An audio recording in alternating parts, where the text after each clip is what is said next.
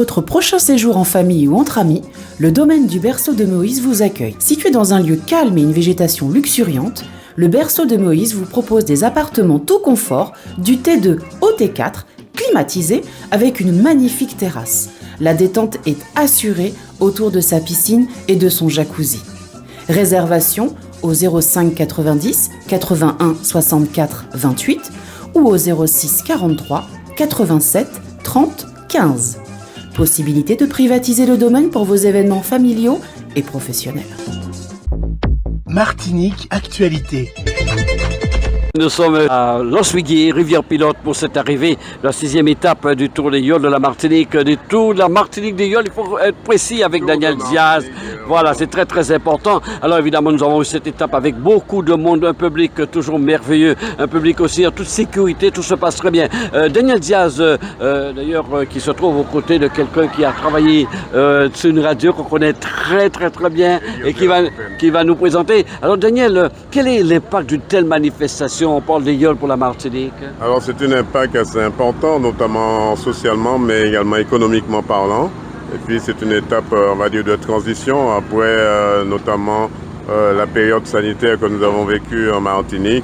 Je pense qu'il fallait, c'est comme un champagne, quand on débouche le champagne, ça explose. Il fallait ça, mais il faut aussi veiller à la sécurité, ce que font notamment Elie et La Fontaine. Il faut veiller à la sécurité pour que l'ambiance se passe très très bien. Monsieur le maire nous l'a dit également, une belle fête commence par une bonne sécurité. Oui, nous sommes avec un de nos confrères, un ancien confrère aux îles La Fontaine. Alors, c'est vrai que cette manifestation est devenue quelque chose d'international, mais d'une manière incontournable ici. Tout à fait incontournable. C'est véritablement un pan de notre patrimoine culturel, je vais dire. Et c'est une manifestation qui de plus en plus a du succès. C'est vraiment incontournable. C'est comme la fête de Noël, la Pâques, etc. chez nous, quoi. Ça c'est incontournable. Alors Daniel, toi qui suis cette édition, 36e édition 2022, comment tu la trouves? Je vois qu'il y a beaucoup de sécurité, hein, il y a beaucoup de gendarmes, ils sont partout, mais ça se passe très bien sur toutes les étapes. Alors ça se passe sur toutes les étapes, tu l'as dit Maurice, puisque le général M. William Vaquette nous disait que lors de la conférence de presse que tout était en place. Il y avait également notamment en mer, mais également dans les airs également, la sécurité également, et veiller à que cette manifestation soit une belle manifestation, parce que c'est vrai, je me répète qu'on a attendu plus de 2 ans et demi avant de la mettre en place.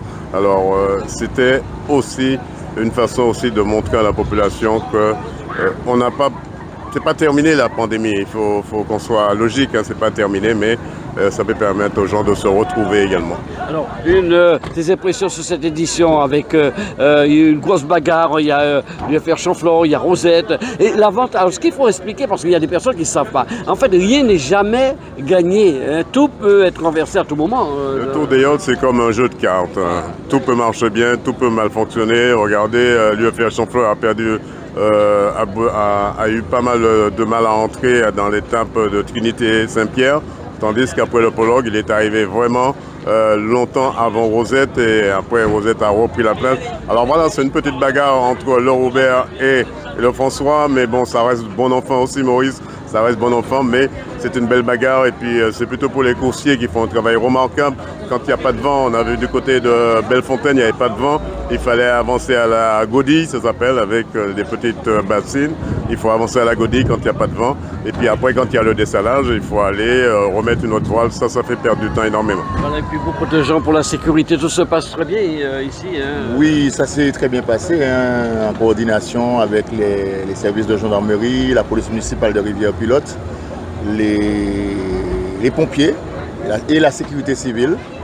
Je crois que dans l'ensemble de la manifestation, on n'a pas trop à déplorer.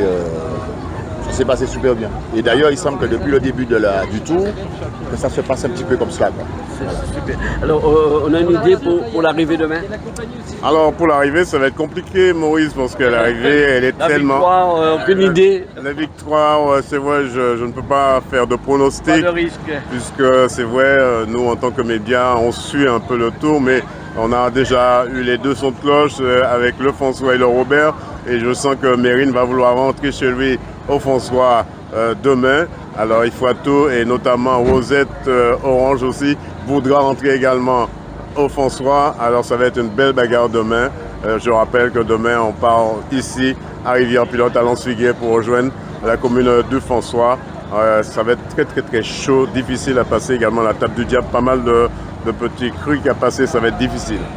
Merci Daniel Diaz, Outre-mer News, notre correspondant ici à la Martinique. Donc j'étais très heureux de rencontrer ici en Martinique. Merci beaucoup. Outremernews.fr, le site de l'actualité Outre-mer, 24 heures sur 24 et 7 jours sur 7. Retrouvez la chaîne Outremer News sur YouTube.